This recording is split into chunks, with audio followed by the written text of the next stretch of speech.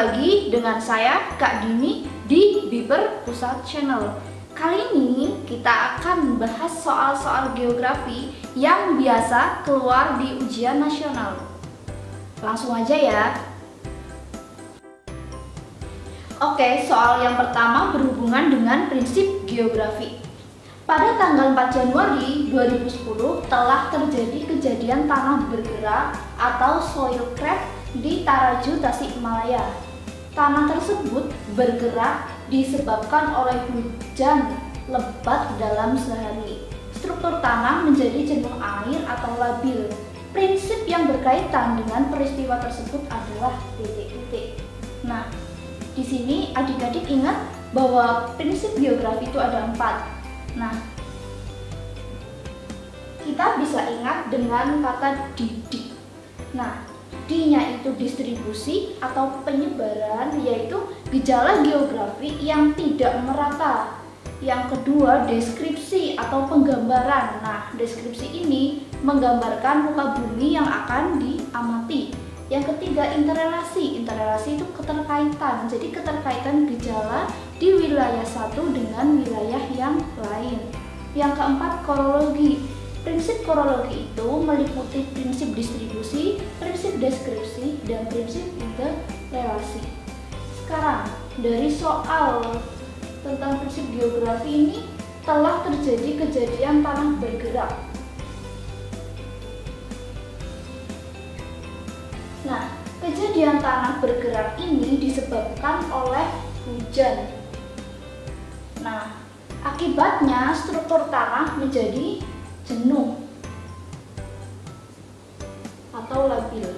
Nah, prinsip yang berkaitan, deskripsi itu menceritakan tentang gambaran bumi, otomatis salah jawaban deskripsi. Kemudian, interrelasi meliputi keterkaitan gejala di wilayah yang satu dengan wilayah yang lain, betul.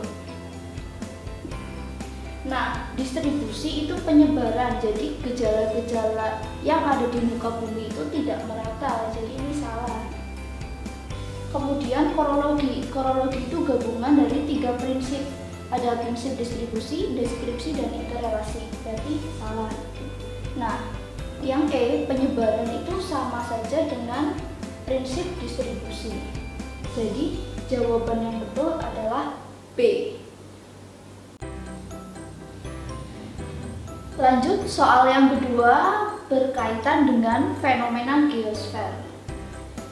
Pernyataannya, yang A, pembentukan pegunungan lipatan, B, pembentukan antiklonarium, C, pembentukan rangkaian pegunungan, D, pembentukan daerah aliran. Fenomena geosfer yang menunjukkan gerak tektonik adalah A B C, B A C D, C B C A, D A B dan D, E B C dan D. Nah, sekarang kita langsung ke pembahasan. Nah, di sini ditanyakan gerak tektonik. Nah, gerak tektonik itu pergerakan kulit bumi. Pergerakan kulit bumi itu asalnya dari tenaga endogen atau tenaga dari dalam. Nah, hasil dari pergerakan tektonik itu ada 2, epirogenesa dan orogenesa. Epirogenesa yaitu pembentukan benua yang sangat luas. Nah, epirogenesa itu dibagi menjadi 2, yaitu epirogenesa positif, yaitu terjadi daratan itu turun dan seolah-olah air laut itu naik. Nah, kemudian epirogenesa negatif, yaitu daratannya naik dan air lautnya turun. Yang kedua, orogenesa. Orogenesa itu pembentukan pegunungan lipatan.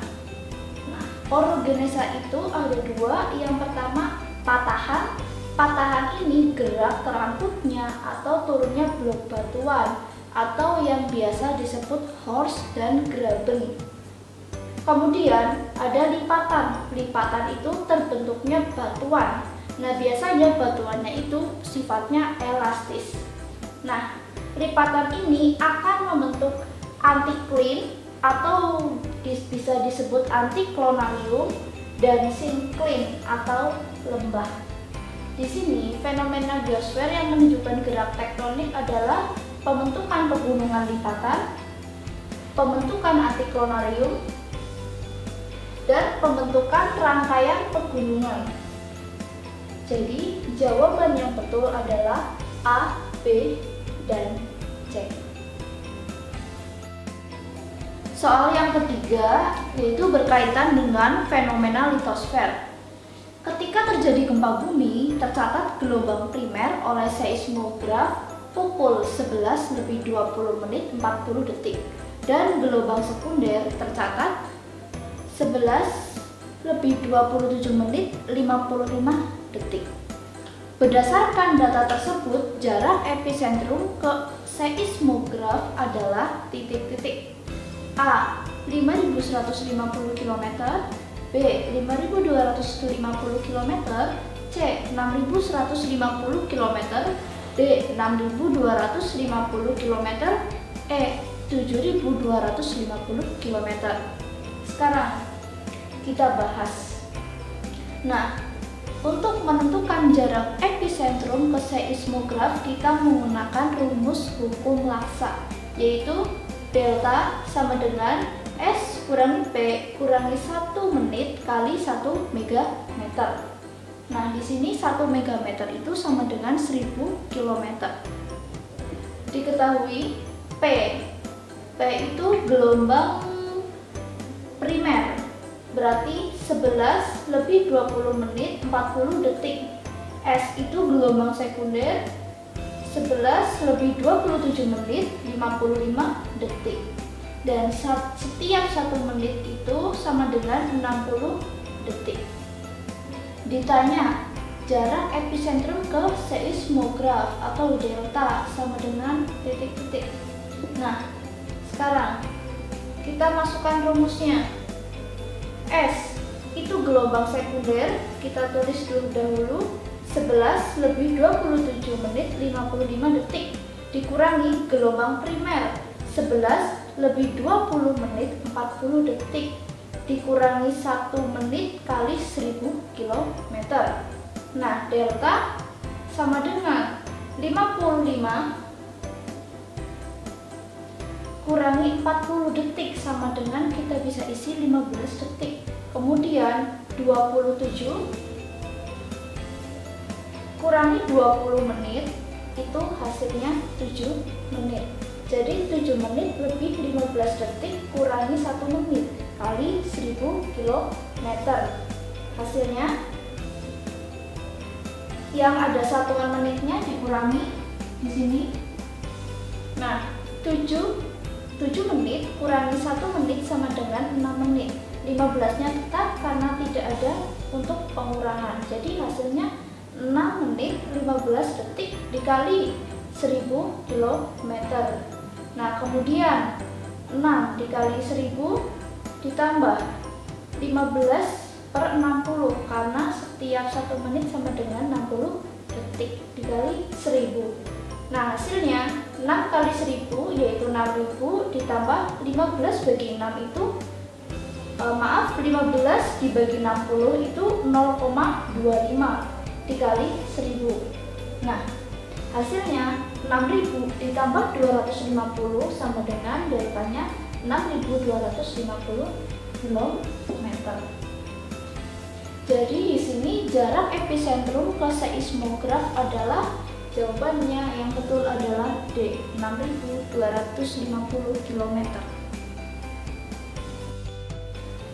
Soal yang keempat itu berkaitan dengan dinamika penduduk. Nah, Desa Sidamakmur berpenduduk 4.000 jiwa dan Desa Sidarja berpenduduk 1.000 jiwa. Kedua desa berjarak 25 km. Di antara desa tersebut akan dibangun puskesmas untuk melayani penduduk pada bidang kesehatan. Jarak ideal pembangunan puskesmas adalah titik-titik.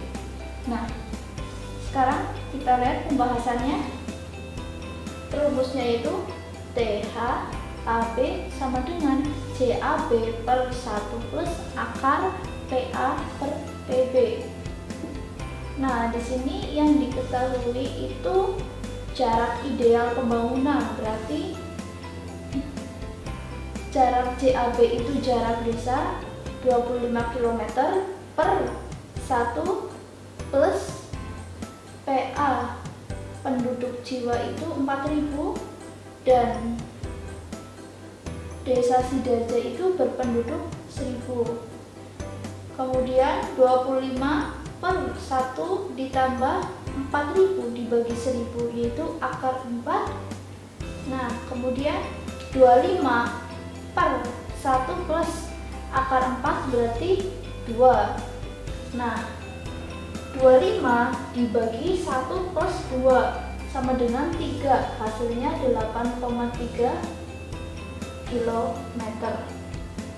Nah, di sini yang ada hasilnya 8,3 km itu A dari desa Sidarja. Nah, kenapa di sini desa Sidarja? Kalau dinamika penduduk dengan soal yang ini itu diambil dari penduduk yang paling sedikit, yaitu 1.000 jiwa di desa Sidarja. Jadi jawabannya 8,3 km dari desa Sidarja. Nah, soal terakhir nih teman-teman tentang peta kontur. Nah, di sini diketahui jarak A sampai C sebesar 16 cm dan jarak A sampai B 4 cm. Titik B pada peta kontur berada pada ketinggian titik-titik sesuai untuk perkembangan titik-titik. Nah, sekarang kita ke pembahasan. Selisih ketinggian titik A dan B itu 960 dikurangi 920. Jadi interval konturnya itu 40 meter. Nah, sekarang kita tinggal hitung perhitungan ketinggian B.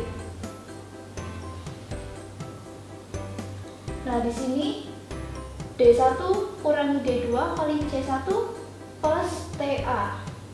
Nah, D1 itu jarak A sampai B, D2 itu jarak B sampai C.